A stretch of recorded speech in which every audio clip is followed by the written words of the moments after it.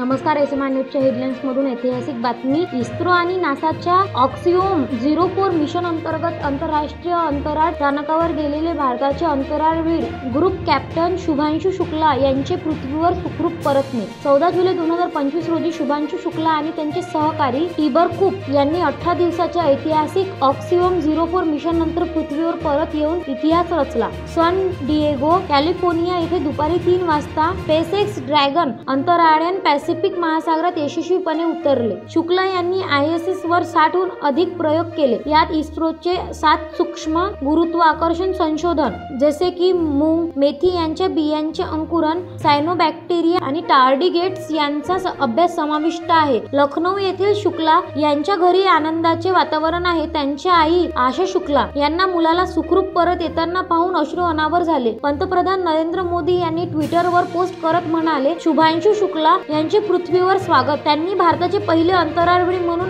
ISS ला भेट देऊन एक अजब स्वप्नांना प्रेरणा दिली. हा प्रवास भारताच्या गगनयान मोहिमेसाठी आणि 2035 पर्यंत स्वतःचे अंतराळ स्थानक उभारण्याच्या योजनेसाठी मार्गदर्शक ठरेल. अधिक अपडेटसाठी एसएमआय न्यूजशी जोडलेले राहा. धन्यवाद.